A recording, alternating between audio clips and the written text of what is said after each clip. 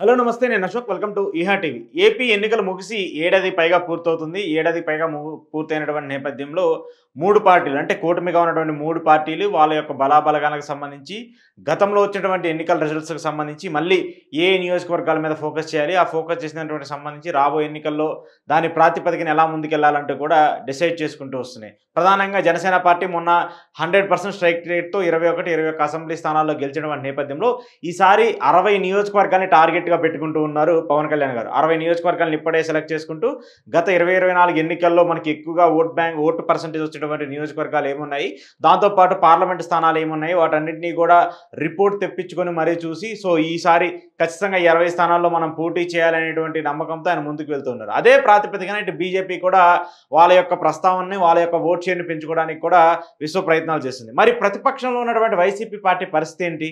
2019లో 151 స్థానాలతో భారీ విజయం సాధించినటువంటి జగన్మోహన్ రెడ్డి 2024 ఎన్నికల్లో ఒక్కసారిగా 11 స్థానాలకు పడిపోతూ వచ్చారు. ఆయన 11 స్థానాలకు పడిపోయినప్పటికీ కూడా ఆయనకంటూ 40% ఓట్ బ్యాంక్ స్థిరంగా ఉంది. 40% మంది ఓటర్లు ఆయన వైపు ఉన్నారు. కానీ నియోజకవర్గాల వారీగా, ప్రాంతాల వారీగా వైసీపీకి గతంలో వచ్చినటువంటి సీట్లు ఎక్కువగా ఏ ప్రదేశంలో వచ్చాయి, ఇప్పుడు ఎందుకు ఆ మేర వైసీపీ పడిపోవాల్సి వస్తూ వచ్చింది, ఇప్పుడు వైసీపీ మళ్ళీ పుంజుకునే నేపథ్యంలో కార్యకర్తల్లో కావచ్చు, నేతల్లో కావచ్చు, నియోజకవర్గ వారీగా వాళ్ళు చేస్తున్నటువంటి పనితీరుకు సంబంధించి కావచ్చు, ఈ ఏడాది పాలనలో వైసీపీ రిపోర్ట్ ఎలా ఉంది? వాస్తవానికి అధికారంలో ఉన్నటువంటి పార్టీకి సంబంధించి ఎవరు పెద్దగా చూసుకోవాల్సిన పని ఉండదు. ఎందుకంటే ఒకసారి ఎన్నికల్లో గెలుపొందిన తర్వాత 5 ఏళ్ల పాటు ఇంక వాళ్ళు గెలుస్తారా ఓడిపోతారా అనేటువంటి సిచ్యువేషన్ ఉండదు. 5 ఏళ్ల పాటు అధికారాన్ని అనుభవించాలని చూస్తారు, కానీ నియోజకవర్గాన్ని డెవలప్ చేయాలని చెప్పేసి చాలా తక్కువగా ఉంటుంది. కానీ ప్రతిపక్షంలో ఉన్నటువంటి పార్టీలు మాత్రం మళ్ళీ ఈసారి ఎన్నికల్లో గెలవకపోతే మన పరిస్థితి కావచ్చు, మన పార్టీ పరిస్థితి కావచ్చు, లేదంటే నియోజకవర్గంగా మన పేరు కనుమరుగే అవకాశం ఉంటుంది కాబట్టి ఎప్పుడూ నిత్యం ప్రజల్లో ఉంటూ ప్రజలకు సంబంధించిన ఇష్యూస్ మీద మాట్లాడుతూ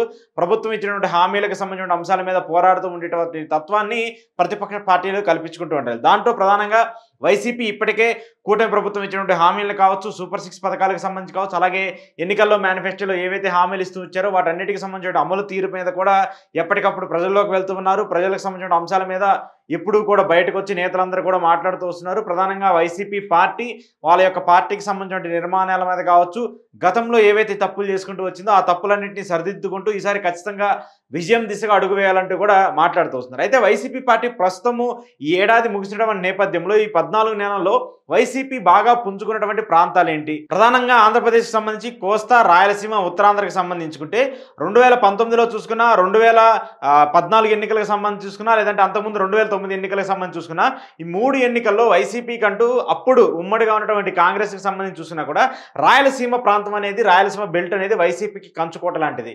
2014 ఎన్నికల్లో కూడా వైసీపీకి అక్కడ మంచి స్థానాలతో వచ్చాయి. అక్కడ ప్రభుత్వాన్ని ఏర్పాటు చేసుకునే పరిస్థితి లేకపోయినప్పటికీ కూడా మెజారిటీ స్థానాల్లో గెలిచినటువంటి సీట్లలో రాయలసీమ నుంచి ఎక్కువ ప్రాతినిధ్యం వహిస్తూ రాయలసీమ నుంచి ఎక్కువ సీట్లని సంపాదించుకుంటూ వచ్చింది. ఆ తర్వాత 2019 ఎన్నికల్లో కూడా వైసీపీ 151 స్థానాల్లో గెలిచిన నేపథ్యంలో కూడా అప్పుడు కూడా వైసీపీ మెజారిటీ సీట్లన్నింటినీ కూడా రాయలసీమ నుంచి పొందుతూ వచ్చింది. కానీ 2024 ఎన్నికల్లో అక్కడ సీన్ రివర్స్ అవుతూ వచ్చింది. 2024 ఎన్నికల్లో మెయిన్గా జగన్మోహన్ రెడ్డికి సంబంధించి కావచ్చు, వైసీపీకి సంబంధించి ఎంతో దగ్గరగా ఉండేటువంటి రెడ్డి సామాజిక వర్గం కొంచెం దూరం అవడము, ఆతో పాటు బడుగులు, బలహీన వర్గాలు అనేటువంటి అంశాన్ని ఎప్పుడైతే ఆయన పెద్ద ఎత్తుగా మాట్లాడుతూ వచ్చారో, నా ఎస్సీ, నా ఎస్టీ, నా బీసీ అంటూ మాట్లాడుకుంటూ వచ్చారో, వాళ్ళందరూ కూడా కూటమి ప్రభుత్వం హామీలు ఎక్కువగా ఇస్తామని చెప్పడం, కూటమి ప్రభుత్వం జగన్మోహన్ రెడ్డి ఇచ్చినటువంటి పథకాల కంటే, ఆ డబ్బుల కంటే మేము ఎక్కువగా ఇస్తామని చెప్పడంతో ఒక్కసారిగా ఓటర్లందరూ కూడా ఇటు కూటమి వైపుకి మరలినటువంటి పరిస్థితిని కూడా చూస్తున్నాం. సో అలాంటి తప్పిదాలన్నింటినీ సరి చేసుకుంటూ వైసీపీ కావచ్చు, జగన్మోహన్ రెడ్డి కావచ్చు, మళ్ళీ తమకు పట్టున్నటువంటి ప్రదేశం ఏదైతే ఉందో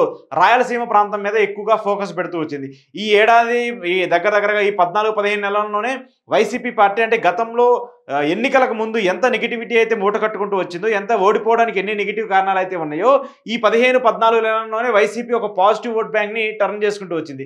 ఈ 14 నెలల్లో వైసీపీ కొద్దిగా ఇంప్రూవ్ చేసుకొని వైసీపీకి కొద్దిగా జనాల్లోకి వెళ్ళి అక్కడ మళ్ళీ ఈ పార్టీ వస్తే బాగుండేది అంటే ఆలోచన వచ్చినటువంటి ప్రాంతం ఏదైతే ఉందో అది రాయలసీమ ప్రాంతం. ఎప్పటి నుంచో కూడా జగన్మోహన్ రెడ్డి కావచ్చు, అంతకుముందు రాజశేఖర రెడ్డి కావచ్చు, రాయలసీమ ప్రాంతం అంటే ఒక కంచుకోటగా ఉంటుంది. ఖచ్చితంగా ఈసారి వాళ్ళు నిలబడినా నిలబడకపోయినా, లేదంటే వాళ్ళ ప్రాంతానికి సంబంధించి వాళ్ళ అభిమానులకు సంబంధించి చూసుకుంటే మాత్రము రాయలసీమలో ఎక్కువ సీట్లు వస్తుంటాయి. ఒకసారి మనం బేరీజ్ వేసుకుంటే 2014కి, 2019కి, 2024 ఎన్నికలకు సంబంధించి ఇక్కడ వయసు వరుస ఎలా ఉంది, ఎలా కనిపిస్తుంది ఇక్కడ ఎన్నికలకు సంబంధించి జగన్మోహన్ రెడ్డికి 151 స్థానాలు రావడము, అంతకుముందు 95 స్థానాలకు సంబంధించో లేదంటే 105 స్థానాల నుంచి కూటమి ప్రభుత్వం గెలవడము, ఇప్పుడు 2024 ఎన్నికలకు సంబంధించి 11 స్థానాలకు పడిపోవడం, వీటన్నిటిని కూడా మనం చూసుకుంటూ వస్తే వైసీపీ పెరగడానికి వైసీపీ ఓడిపోవడానికి మెయిన్ రీజన్స్ ఏంటో కూడా ఒకసారి సరి చేస్తున్నాం. మొత్తం 2024 ఎన్నికలకు సంబంధించి రాయలసీమ ప్రాంతానికి సంబంధించి 55 అసెంబ్లీ నియోజకవర్గాలుంటే టీడీపీ పార్టీ 43 గెలుచుకుంటూ వచ్చింది, వైసీపీ పార్టీ 7 గెలుచుకుంటూ వచ్చింది,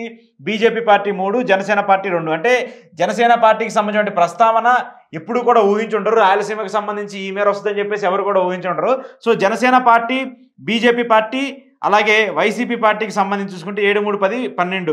సో ఎప్పుడూ లేని మార్క్ని టీడీపీ పార్టీ గెయిన్ చేసుకుంటూ వచ్చింది 2024 ఎన్నికల్లో. అంటే ఇప్పటి వరకు కూడా టీడీపీ పార్టీ ఆవిర్భావం చెందిన దగ్గర నుంచి ఇప్పటి వరకు కూడా ఒక్క ఎన్టీఆర్ గారికి సంబంధించి అప్పుడు ఆయన ఎన్నికల్లో పోటీ చేసి విజయం సాధించినటువంటి అంశం ఏదైతే ఉందో 200 స్థానాలకు పైగా అప్పుడు టీడీపీ పార్టీ విజయం సాధించిందో ఆ ఒక్క స్థానం మినహా, ఆ ఒక్క టైం మినహా మిగతా ఎప్పుడూ కూడా టీడీపీ పార్టీకి ఈ మేర మెజార్టీ, ఈ మేర స్థానాలు రాలేదు రాయలసీమకి సంబంధించి. కానీ 2024 ఎన్నికల్లో వచ్చాయి. అనూహ్యంగా ఇక్కడ రాయలసీమకి సంబంధించి బీజేపీ కావచ్చు, జనసేన కావచ్చు, ఈ 2 పార్టీల్లో కూడా భారీగా విజయం సాధించుకుంటూ వచ్చాయి. కానీ వైసీపీ 11 స్థానాలు ఏదైతే గెలుచుకుంటూ వచ్చిందో ఈ 11 స్థానాల్లో కూడా 7 స్థానాలు కూడా రాయలసీమ నుంచి వచ్చాయి. మిగతా 4 స్థానాలు మాత్రమే ప్రకాశం జిల్లా నుంచి 2, అటు ఉత్తరాంధ్ర నుంచి 2 వచ్చేటువంటి పరిస్థితులు ఉంటాయి. సో మిగతా ఏ ప్రాంతంలో కూడా వైసీపీ గెలుపొందినటువంటి పరిస్థితి లేదు. అంటే ఓవరాల్గా 2024 సంబంధించి వచ్చినటువంటి 55 అసెంబ్లీ సెగ్మెంట్లలో వైసీపీకి వచ్చింది 7 మాత్రమే. సో 7 అసెంబ్లీ సెగ్మెంట్లకు సంబంధించి ఓడిపోవడానికి ఇంత నెగిటివిటీ ఎందుకు మూటగట్టుకుంది? దాంతోపాటు రెడ్డి సామాజిక వర్గం అనేది రాయలసీమకి సంబంధించి చాలా బలమైన సామాజిక వర్గం. ఇప్పటి నుంచే కాదు, ఎప్పటి నుంచో కూడా వాళ్ళ ఓట్ పర్సంటేజ్ తక్కువగా ఉన్నప్పటికీ కూడా మిగతా కులాలని, మిగతా ప్రాంతాలని కలుపుకొని మమేకమైతే ముందుకు వెళ్ళి అక్కడ రాజకీయంగా ఎక్కువగా నిలబడేటువంటి ఒక సామాజిక వర్గం. కానీ 2024 ఎన్నికల్లో ఆ సామాజిక వర్గం కూడా జగన్మోహన్ రెడ్డికి దూరం అవుతూ వచ్చింది. దాంతోపాటు అక్కడ బలిజలకు సంబంధించినటువంటి రోల్ ఫ్యాక్టర్ కూడా చాలా ఎక్కువగా కనిపిస్తూ ఉంటుంది రాయలసీమ ప్రాంతానికి సంబంధించి. వాస్తవానికి వాళ్ళు కాపు సామాజిక వర్గానికి సంబంధించిన అంశాలైనా కూడా అక్కడ వాళ్ళ డిమాండ్, వాళ్ళ డామినేషన్ కూడా ఎక్కువగా కనిపిస్తూ ఉంటుంది. కానీ ఆ సామాజిక వర్గం కూడా జగన్మోహన్ రెడ్డికి ఆదుకోవడంలో కావచ్చు, లేదంటే 2019 ఎన్నికల్లో ఏ మేర అక్కడ రిపోర్ట్ని చూపిస్తూ వచ్చారో అది 2024లో పాసిబుల్ అయ్యే విధంగా అయితే అడుగులు పడలేదు. సో జగన్మోహన్ రెడ్డి 2024 ఎన్నికలకు సంబంధించి పూర్తిగా ఫెయిల్ అవుతూ వచ్చారు. సామాజిక వర్గాన్ని కాపాడుకోవడంలో కావచ్చు, ప్రధానంగా రాయలసీమకు సంబంధించి ఖచ్చితంగా మనకి 2019 రిజల్ట్ ఎలా వస్తుందో అంతకు మించి ఎక్కువ వస్తుందని ఆశించారు, కానీ ఆ రిజల్ట్ రాలేదు. ఒకసారి 2019 ఎన్నికలకు సంబంధించిన రిజల్ట్ మనం చూస్తున్నాం. ఎందుకంటే 2019 ఎన్నికలకు సంబంధించిన అంశం కూడా జగన్మోహన్ రెడ్డికి ఆయన మొదటిసారి ముఖ్యమంత్రి అవ్వడానికి సంబంధించి చాలా ఎక్కువగా రోల్ ఫ్యాక్టర్ ప్లే చేసినటువంటి అంశము. సో ఇక్కడికి సంబంధించి చూసుకుంటే 2019 ఎన్నికల్లో అప్పుడు వైసీపీ పార్టీకి సంబంధించి ఎన్ని స్థానాలు వచ్చాయంటే, అంటే ఎప్పుడు కూడా జగన్మోహన్ రెడ్డికి రాయలసీమలో ఇంత పెద్ద ఫ్యాక్టర్ వస్తుందని చెప్పేసి కూడా అనుకోలేదు. ఆంధ్రప్రదేశ్కి సంబంధించి 2014 ఎన్నికల్లో అధికార వైఎస్ఆర్ కాంగ్రెస్ పార్టీకి 52 అసెంబ్లీ నియోజకవర్గాల్లో విజయం సాధించుకుంటూ వచ్చింది. ఆ తర్వాత టీడీపీ పార్టీ 3 స్థానాల్లో మాత్రమే విజయం సాధించుకుంటూ వచ్చింది. సో అప్పుడు జనసేన పార్టీ పోటీ చేసినప్పటికీ కూడా వాళ్ళకి డిపాజిట్లు వచ్చే పరిస్థితి లేదు, అటు బీజేపీకి కూడా డిపాజిట్లు వచ్చే పరిస్థితి లేదు. సో అప్పుడు ఎక్కువ స్థానాలని అంటే 52 సీట్లని గెలుచుకున్నటువంటి వైసీపీ పార్టీ 2024 ఎన్నికల్లో దారుణమైనటువంటి పరిస్థితులకు పడిపోయి కేవలం 7 స్థానాలకు మాత్రమే గెలుచుకుంటూ వచ్చింది. అప్పుడు చూసుకుంటే ఓట్ పర్సంటేజ్ 54.89% ఏదైతే వైసీపీకి వచ్చిందో ఇక్కడ టీడీపీకి 38% ఓట్ బ్యాంక్ వచ్చింది. అప్పుడు 2024 ఎన్నికల్లోకి సంబంధించి చూసుకున్నా 2024 ఎన్నికల్లో కూడా ఇక్కడ ఓట్ షేర్ చాలా డిఫరెంట్గా కనిపిస్తుంది. ఇక్కడ వైసీపీకి సంబంధించి 2024 ఎన్నికల్లో రాయలసీమకి సంబంధించి చూసుకుంటే ఇక్కడ వచ్చినటువంటి ఓట్ పర్సంటేజ్ వైసీపీకి 43% ఉంది, అంటే ఇక్కడ టీడీపీకి 46% ఉంది. అంటే చాలా క్వైట్ డిఫరెంట్, అంటే పెద్ద డిఫరెన్స్ ఏం కనిపించట్లేదు. కానీ ఇక్కడ గెలుపొందినటువంటి ప్రాంతాలు చూసుకున్నా, ఓట్ పర్సంటేజ్ చూసుకున్నా చాలా డిఫరెంట్. గెలుపొందినటువంటి సీట్లు 7, వచ్చినటువంటి ఓట్ శాతం 43. ఇక్కడ టీడీపీకి సంబంధించి చూసుకుంటే గెలిచినటువంటి సీట్లు 43, ఓట్ షేర్ వచ్చేసి 46. సో కేవలం 3% మాత్రమే ఇక్కడ ఓట్ డిఫరెన్స్ కనిపిస్తుంది. ఓట్ డిఫరెన్స్ ఏమో 3% ఉంది, కానీ గెలిచినటువంటి సీట్లు చూడండి 43 ఉన్నాయి. అంటే దగ్గరగా 34 స్థానాలు, 36 స్థానాలు ఎక్కువగా గెలుచుకుంటూ వచ్చింది టీడీపీ పార్టీ. సో ఇక్కడ ఏ మేర చిన్న మార్జిన్స్తో 5,000, 2,000, 3,000 వచ్చినటువంటి ఓట్ మెజారిటీస్తో ఎన్ని స్థానాలు కోల్పోయిందో కూడా తెలుసుకోవచ్చు. దాదాపు వైసీపీకి ఓడిపోయినటువంటి, ఇప్పుడు కేవలం వైసీపీకి 11 స్థానాలు వచ్చాయి, కూటమికి సంబంధించి 164 స్థానాలు వచ్చాయి. అంటే బిలో 10,000 మెజారిటీ ఉన్నటువంటి అసెంబ్లీ నియోజకవర్గాలు రాష్ట్ర వ్యాప్తంగా ఉన్నటువంటి 175లో దాదాపు 60 నియోజకవర్గాలు ఉన్నాయి. దాదాపు 60 నియోజకవర్గాల్లో బిలో 10,000 మెజార్టీ వచ్చింది. సో ఆ రాయలసీమ దాంట్లో రాయలసీమకి సంబంధించి చూసుకున్నా, కోస్తాంధ్రకి సంబంధించి చూసుకున్నా కూడా ఎక్కువగా ప్రాంతాలు కనిపిస్తున్నాయి. సో వీళ్ళందరూ కూడా బిలో 10,000 మెజార్టీతో ఓడిపోయినటువంటి అభ్యర్థులు. అప్పుడు 2019 ఎన్నికలకు సంబంధించి చూసుకున్నా కూడా అప్పుడు వైసీపీ పార్టీకి 151 స్థానాలు వచ్చినా కూడా 151 స్థానాలకు సంబంధించి మెజార్టీ స్థానాల్లో కూడా బిలో 10,000 మెజార్టీకి సంబంధించి చూసుకుంటే అప్పుడు కూడా దాదాపు 35 స్థానాలు కనిపిస్తున్నాయి 2019కి సంబంధించి. అంటే ఎక్కడ చూసినా కూడా మెజార్టీ బిలో 10,000కి సంబంధించిన మెజార్టీకి సంబంధించి ఎక్కువగా స్థానాలు పెరగడం కావచ్చు, లేదంటే స్థానాలు తగ్గడం కూడా జరుగుతూ వచ్చింది. సో ఇప్పుడు పరిస్థితి ఎలా ఉంది ఆంధ్రప్రదేశ్కి సంబంధించి, ఇప్పుడు రాయలసీమ ప్రాంతానికి సంబంధించి చూసుకున్నా, లేదంటే రాయలసీమకి సంబంధించిన అంశాలు చూసుకున్నా కూడా ఇప్పుడు ఎలా ఉంది? ఎందుకంటే 2009 చూసుకున్నా, 2004 చూసుకున్నా, అప్పుడు ఉన్నటువంటి 1999 చూసుకున్నా కూడా ఈ ఎన్నికలన్నీ కూడా రాయలసీమ ప్రాంతం అప్పుడు కాంగ్రెస్ పార్టీకి కూడా కంచుకోటగా ఉంటూ వస్తుంది. ఆ కంచుకోటకు సంబంధించి చూసుకుంటే అప్పుడు కాంగ్రెస్ పార్టీకి సంబంధించి రాజశేఖర రెడ్డి గారు రెండోసారి ముఖ్యమంత్రి అయినప్పుడు కూడా ఇక్కడ వైసీపీకి సంబంధించి ఎలాగైతే 2014, 2019లో మెజార్టీ వస్తూ వచ్చిందో అప్పుడు కూడా ఆ సామాజిక వర్గము ఆ ఓట్ షేర్ ఎక్కువగానే కనిపిస్తూ ఉంది. ఇక్కడ చూసుకుంటే 2009 ఎన్నికలకి ఉమ్మడి ఆంధ్రప్రదేశ్కి సంబంధించి నేను చెప్తున్నటువంటి లెక్క ఇది. ఉమ్మడి ఆంధ్రప్రదేశ్కి సంబంధించి 2009లో మొత్తం అప్పుడు ఉన్నటువంటి అసెంబ్లీ నియోజకవర్గాలు 294, మూడు ప్రాంతాలకు అప్పుడు మనం చూస్తూ ఉండేవాళ్ళం. తెలంగాణ ఒకటి, కోస్టల్ ఆంధ్ర ఒకటి, రాయలసీమకి సంబంధించి. అప్పుడు ఉమ్మడి ఆంధ్రప్రదేశ్కి సంబంధించి 56 అసెంబ్లీ నియోజకవర్గాలు ఉంటే కాంగ్రెస్ పార్టీకి 33 వస్తూ వచ్చాయి.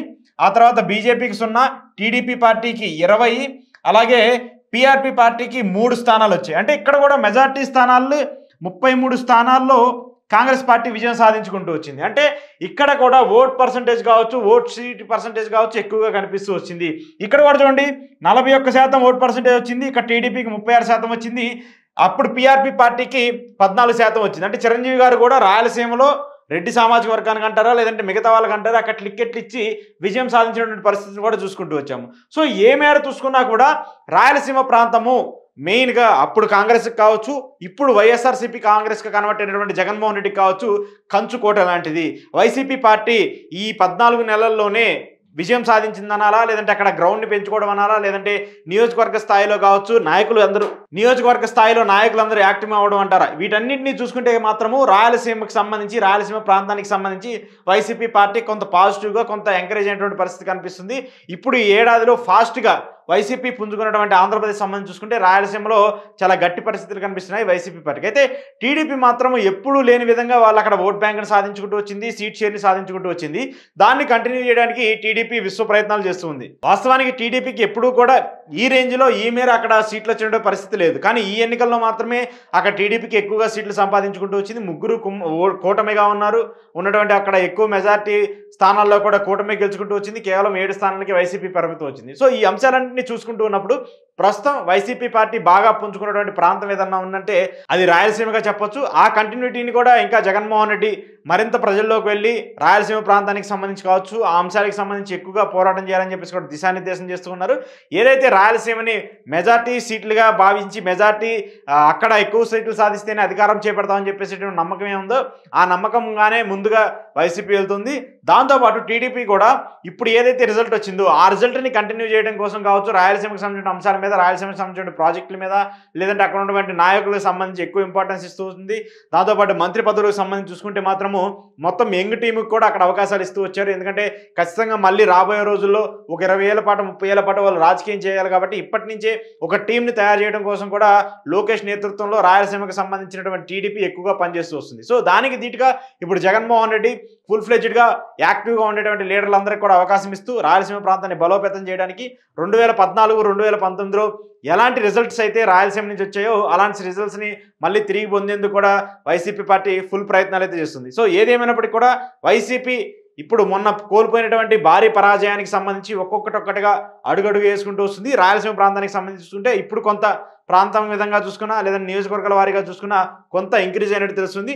అదే ఇంపాక్ట్ని కూడా మిగతా ప్రాంతాల్లో పెడితేనే మాత్రమే వైసీపీ పార్టీ తిరిగి అధికారంలోకి వచ్చే అవకాశం ఉంటుంది. కానీ రాయలసీమ ప్రాంతాన్ని బతికి బలోపేతం చేసుకొని మిగతా ప్రాంతాన్ని వదిలేస్తే మాత్రము మళ్ళీ వైసీపీకి అది దెబ్బగానే మారే అవకాశం ఉంటుంది. కాబట్టి అక్కడ ఎలా అయితే యాక్టివ్ అయ్యారని చెప్తున్నారో అలాంటి యాక్టివ్నెస్ని కూడా మిగతా ప్రాంతాల మీద వైసీపీ ఫోకస్ చేయాల్సిన బాధ్యత ఖచ్చితంగా ఉంటుంది.